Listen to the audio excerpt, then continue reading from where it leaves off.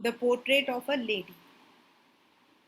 In the last class, in our session, that was an intro session, I had summarized the chapter about this कि portrait का मतलब होता है picture, लेकिन यहाँ पर the portrait is about a woman.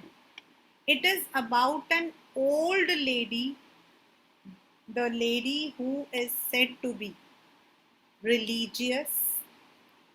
She is very influenced towards education. ये paper में आता क्वेश्चन कि how can we say that the grandmother या the old woman was supportive to education.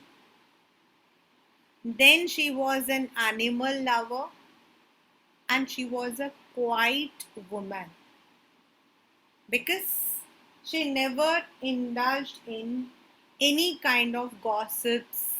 वो हमेशा अपने में रहती थी. And this chapter is a bond between the author Khushwant Singh and his grandmother. Paper में ये जो मोटे मोटे लिखे होते हैं ना बच्चा, these are all the questions, base होते हैं ये क्वेश्चन की. Now I'm starting the chapter along with NCERT, and as I had already told that the questions now from 11th and 12th standard, even 10th में भी ऐसा ही होता था, but in 11th and 12th standard you will be having more in text questions. अगर आप पीछे के questions को देखोगे, if you look into the questions, तो you are having the 5 questions, the 3 phases, the 3 reasons, the 3 way, the odd way. But in the paper you have many questions like what was the turning point of their friendship, describe the narrator's routine in the village, what were grandmother's view about music. These are some of the questions which I'll share with you after the class also. Then you also have the theme which is very common in all the schools, that is draw a pen portrait of the mother, of the grandmother. या फिर it may come that the grandmother was a religious, animal lover and a principled woman. Comment. तो दोनों का मतलब यही है कि you have to give the character sketch of the old woman. So we are starting this, and kindly be alert because एक paragraph से you have certain questions. My grandmother, like everybody's grandmother, was an old woman. मतलब दादी हम किनको बोलते हैं? A person who is usually old. She had been old and wrinkled for the 20 years that I had known her.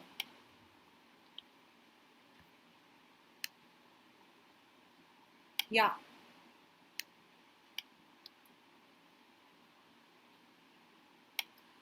People said she had once been young and pretty and had even had a husband. That was hard to believe.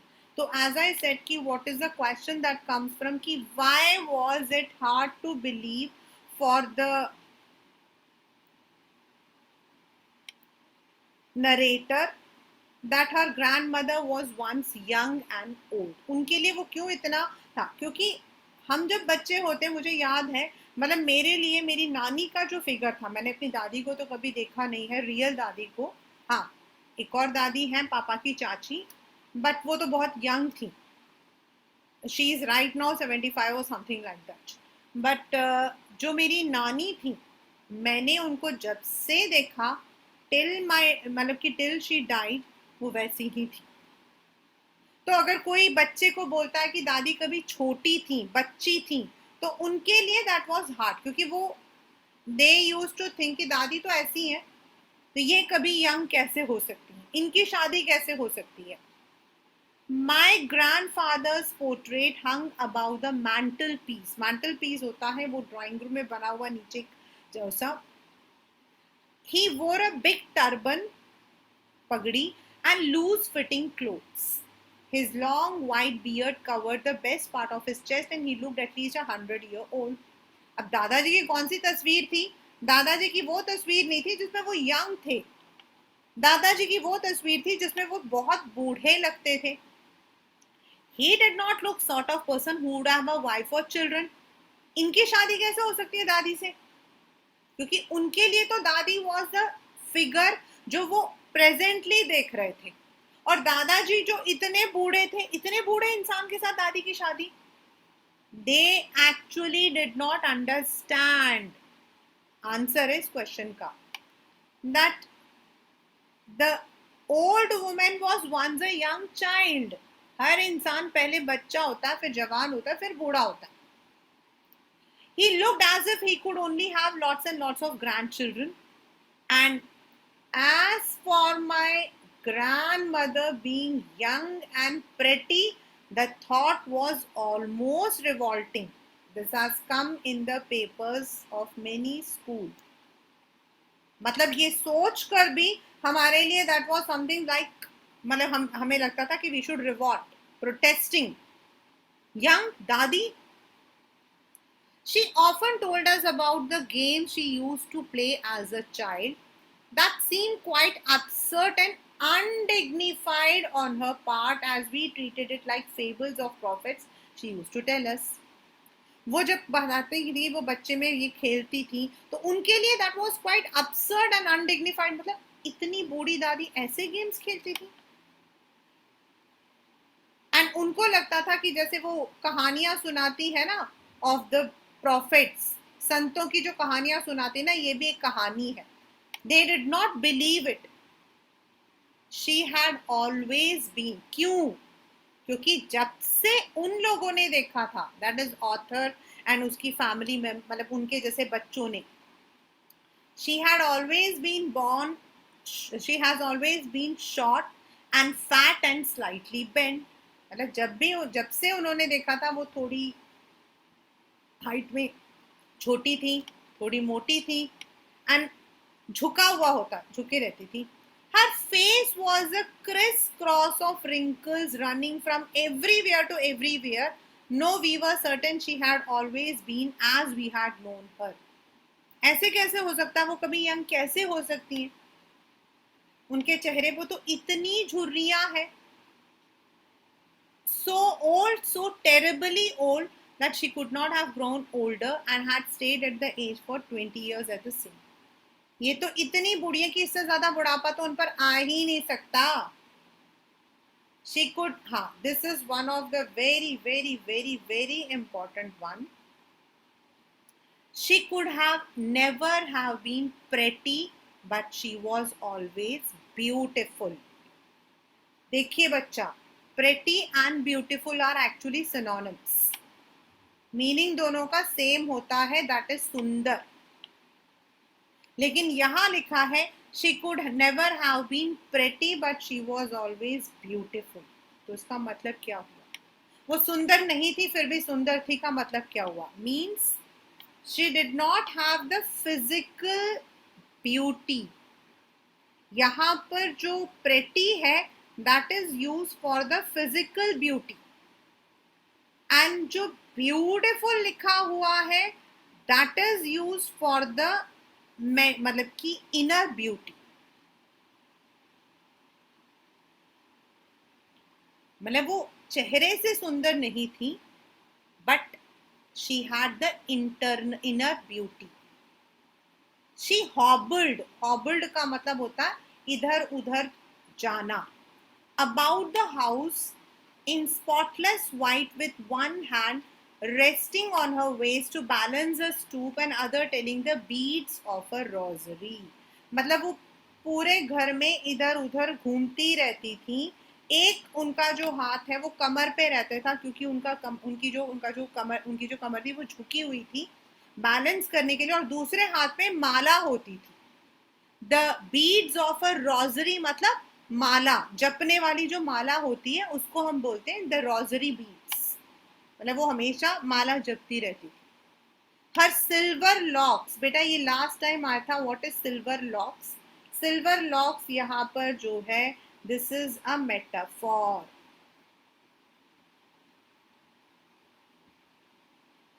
ये this came in the paper of a school. What is the literary device? Silver locks मतलब बाल, सफेद बाल, was scattered untidily over her pale, puckered face and her lips constantly moved in inaudible prayer. उनके जो बाल होते थे वो उनके चेहरे पर आ जाते थे एंड उनका जो लिप्स था हमेशा प्रेयर बोलता रहता था. इनऑडिबल मतलब जो किसी को सुनाई नहीं देता. Yes, she was beautiful. She was like the, यहाँ पर जो है it is simile, the winter landscapes in the mountains, an expanse of pure white serenity breathing peace and contentment. Explain. This comes as explain.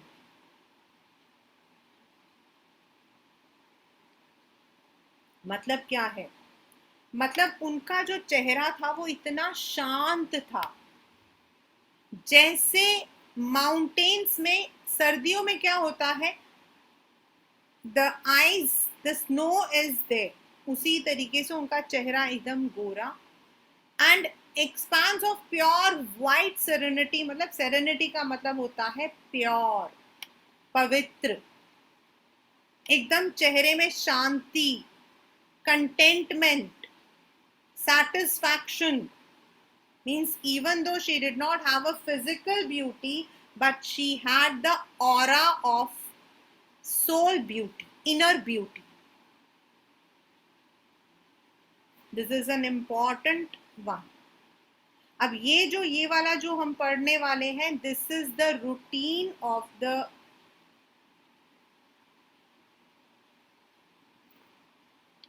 narrator and his grandmother in the village.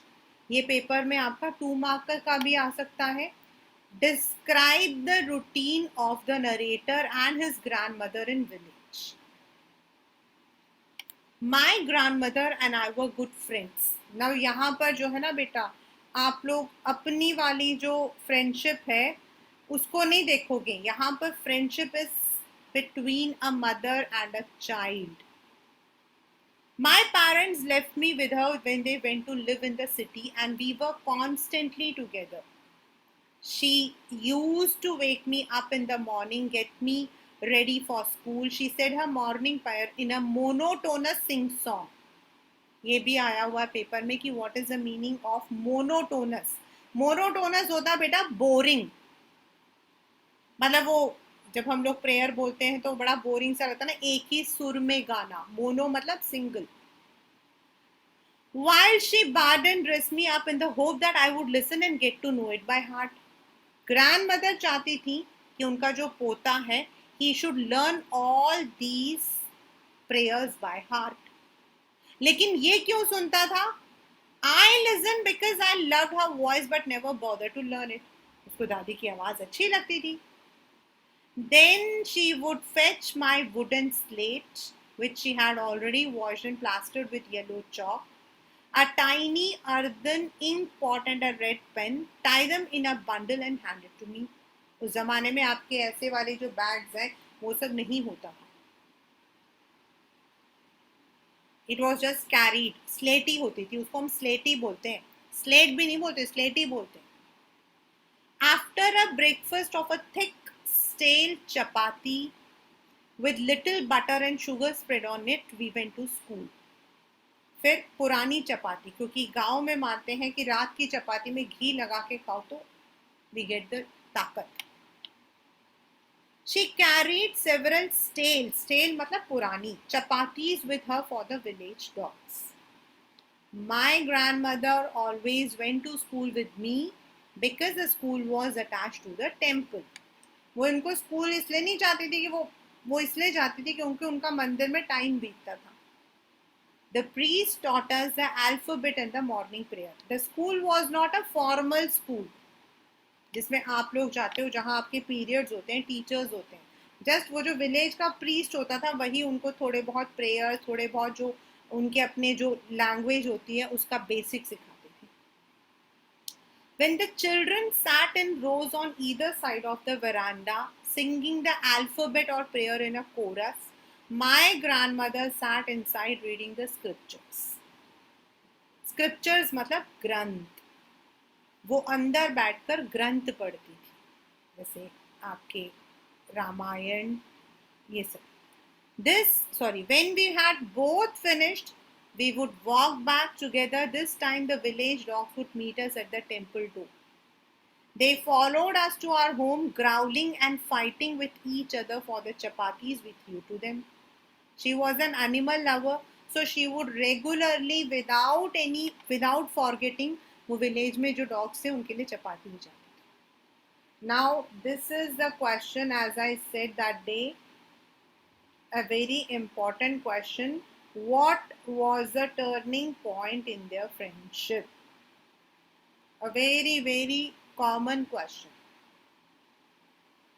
When my parents were comfortably settled in the city, they sent for us. That was a turning point. क्यों? क्योंकि उसके बाद वो जो daily वो लोग जो अपने एक दूसरे के साथ बॉन्ड शेयर करते थे, that could not be done. Although we shared the same room, my grandmother no longer came to school with me. I used to go to an English school in a motor bus. There were no dogs in the streets and she took to feeding sparrows in the courtyard of our city. चिड़िया जो होती. As the years rolled on, we saw less of each other. बच्चा school जाता था तो इतना time नहीं होता था. For some time she continued to wake me up, get me ready. When I came back, she would ask me what the teacher had taught me. I would tell her the English words and little things of Western science and learning. The laws of gravity, Archimedes' principle, the world being round. This made her unhappy. इसमें दो question आते हैं. What were the grandmother's view about the city education? और दूसरा आता है what were the views of grandmother about music? तो education के लिए शी वॉज अपसेट बिकॉज उनको लगता था कि भगवान या ग्रंथ के बारे में कुछ नहीं पढ़ाया जाता. She could not help me with the lessons. एक तो ये एक उनको सबसे ज़्यादा दुख था. And she did not believe in the things they taught at the English school and was distress that there was no teaching about God and scriptures. यही इसका आंसर है कि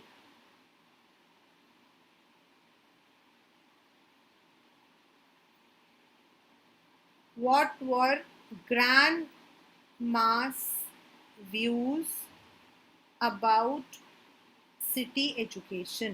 या फिर यही क्वेश्चन ऐसे भी आ सकता है कि why was grandma distressed at the city education.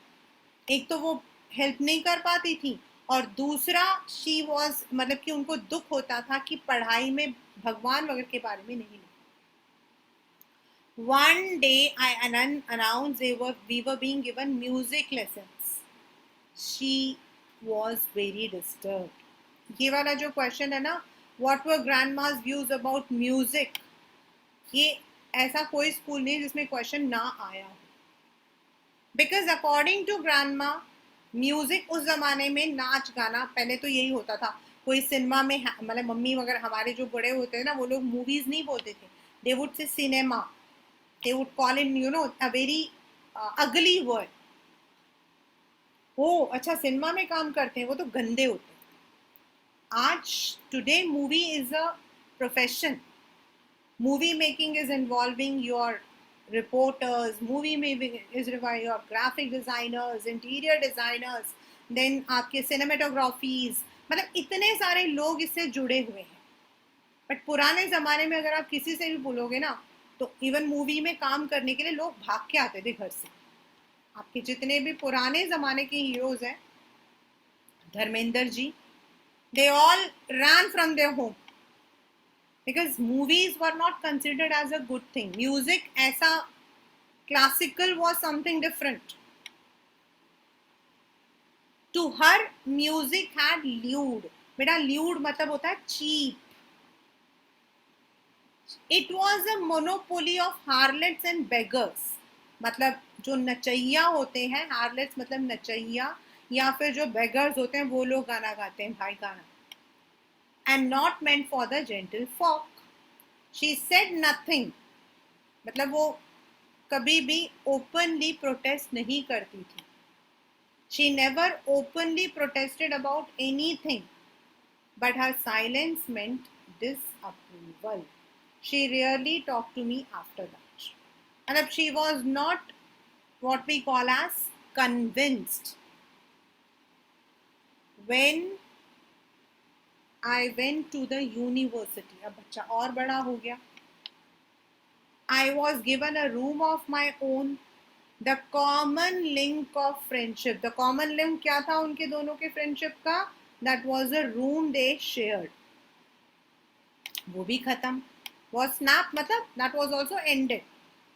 ये my grandmother, ये जो लिखा हुआ डार्क में, accepted her seclusion with resignation. What is the meaning of this? Seclusion का मतलब होता है बच्चा अकेलापन.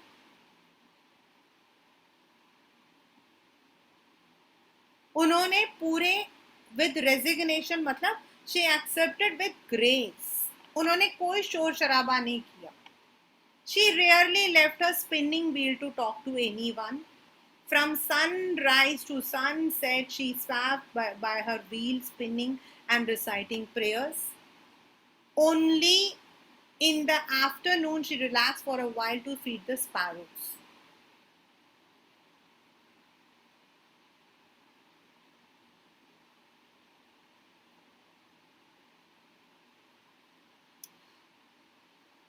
She sat in the veranda, breaking the bread into little bits. यहाँ पर bread मतलब रोटी. Hundreds of little birds collected round her, creating a veritable bedlam of chirrupings. Veritable bedlam of chirruping मतलब चारों तरफ आके चिड़िया होती थी और चहचहाते रहते थे. Some came and perched on her legs. कोई उनके पैर पर बैठ जाते थे. पर्च मतलब बैठना. Others on her shoulders. कोई उनके सर पर भी बैठते थे. She smiled but never shooed them away. वो हंसेंगी जब वो आके बैठते थे, बट उन्हें भगाती नहीं थी. Shoot मतलब भगाना. It used to be the happiest half hour of the day for her. ये क्वेश्चन जो है again a very repeated. When I decided to go abroad for further studies, अब यूनिवर्सिटी खत्म हो गई, पोस्ट ग्रेजुएशन करना था. उनको लगा कि अब दादी जो है वो तो बोलेंगी कि भाई 5 साल के लिए बच्चा बाहर जा रहा है. She would be upset because at her age one could never tell मतलब कल को क्या हो सकता है. But my grandmother could. She was not even sentimental में वो रोई भी नहीं. बेटा तू जा रहा मुझे छोड़कर, मैं कैसे, कुछ नहीं बोली. In fact, she came to leave at the railway station but did not talk or show any emotion. Her lips moved in prayer, her mind was lost in prayer. Her fingers were busy telling the beads of her rosary. वो कुछ नहीं बोली, आई अपना prayer बोलती रही और माला जपती रही. Silently she kissed my forehead, and when I left, I cherished the moist imprint as perhaps the last sign of physical contact. पर बहुत टाइम हो चुका था. जब वो बच्चा था तब दादी उसको नहलाती थी, धुलाती थी. फिर वो बड़ा हो गया तो दादी बहुत ज़्यादा पास में नहीं आती थी. बट उस दिन उन्होंने उसके माथे में चूमकर उसे प्यार किया. But that was not so. After 5 years, I came back home and was met her by at the station. 5 साल बाद जब वो वापस आई तभी वो स्टेशन आई. छोड़ने भी आई, लेने भी. इससे पता लगता है कि वो एजुकेशन को कितना सपोर्ट करती थी. She did not look a day older. She still had no time for words. अब भी वो कुछ नहीं बोलती थी, किसी से कोई बातचीत नहीं करती थी. And while she clasped me in her arms, I could hear her reciting her prayers. जब ये गले लगे, clasp in मतलब जब वो गले लगे तो भी वो अपना प्रेयर ही बोल रही थी. Even on the first day of my arrival, Her happiest moments were with her sparrows, whom she fed longer and with frivolous rebukes. Rebukes तो वैसे होता है बेटा, गाली गलौज बोल सकते हो या गुस्सा, बट यहाँ पर इट इज जस्ट मजाक में, चल हट ऐसे करते ना. In the evening a change came over.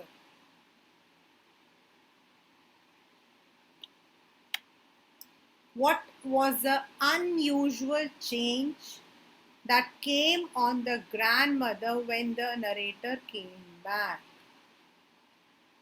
She did not even pray. उस दिन पहली बार उन्होंने pray नहीं किया.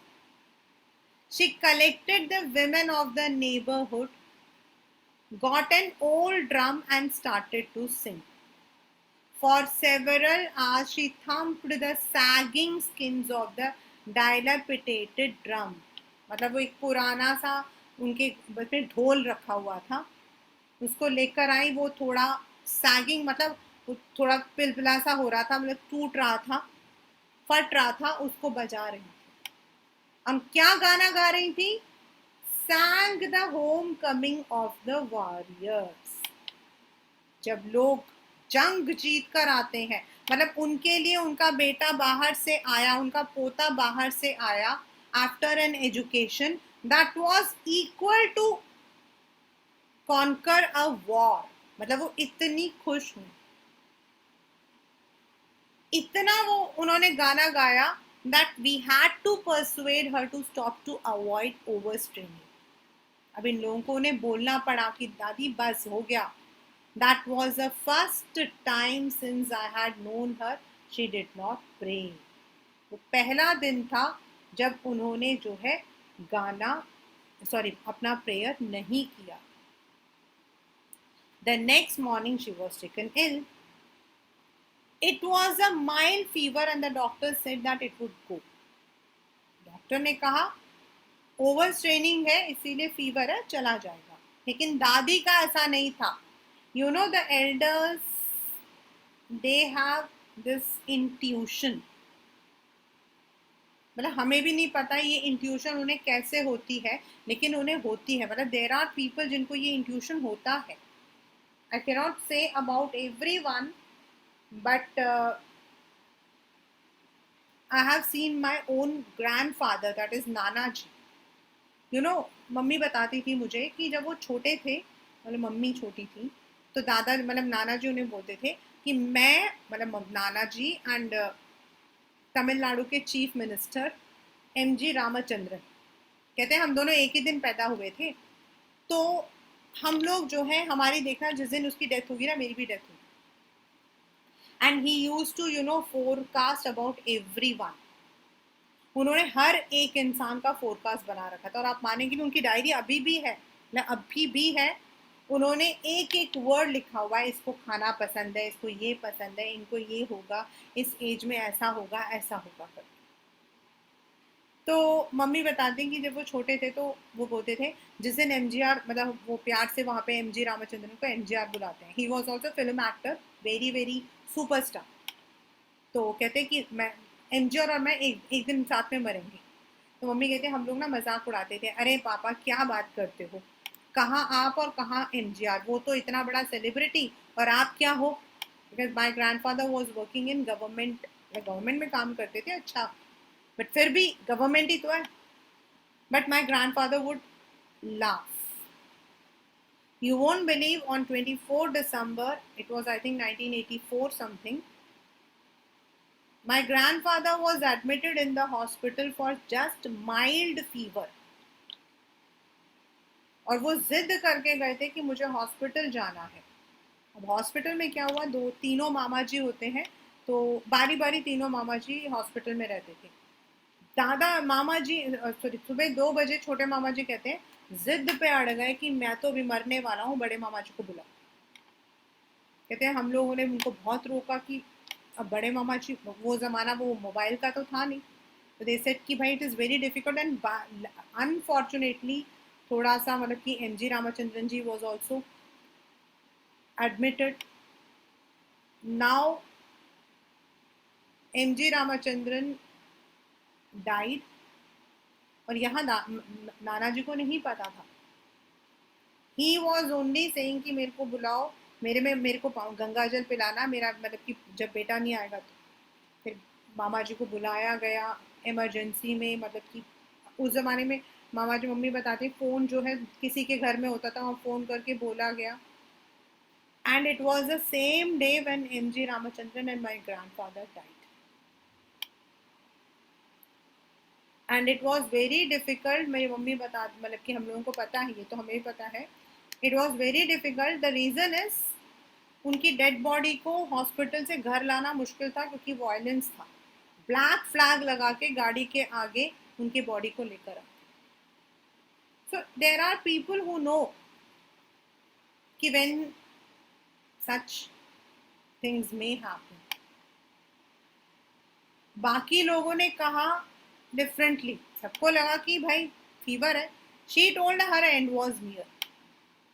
She said that since only a few hours before the close of the last chapter of her life, last chapter मतलब अब उनकी मौत जो है वो पास में है, बट उन्होंने जो है she had omitted to pray. She was not going to waste any more time talking to us. उन्होंने कहा कल से मैंने प्रे नहीं किया है, अब मुझे प्रेयर करने दो. We protested but she ignored our protest. She lay peacefully in bed praying and telling her beads. वो अपना लेटी हुई थी और वो अपना माला जप रही थी. Even before we could suspect, her lips stopped moving and the rosary fell from her lifeless fingers. मतलब इनको कुछ समझ भी आता उससे पहले she was dead. A peaceful pallor. This is alliteration.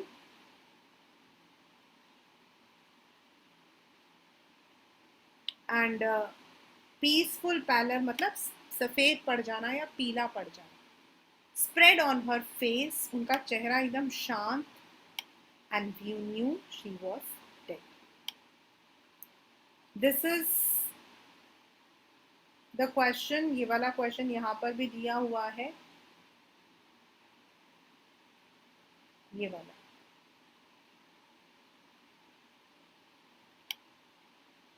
If you have done this chapter in your school, this question might be there. That how did the sparrows pay their gratitude to the old woman? We lifted her off the bed. Off the bed मतलब उन्हें उनकी dead body को नीचे रखा. As is customary, laid her on the ground and covered her with a red shroud. बेटा shroud का मतलब होता है shawl, लेकिन ये shroud हम यूज करते हैं for the dead bodies, for the corpse, लाश को जो. After a few hours of mourning, we left her alone to make arrangements for her funeral. जब शाम को ये लोग वापस आए, in the evening we went to her room with a crude stretcher to take her to be cremated. Crude stretcher मतलब जिसमें वो लाश रखते हैं ना लकड़ी की, वो वाला.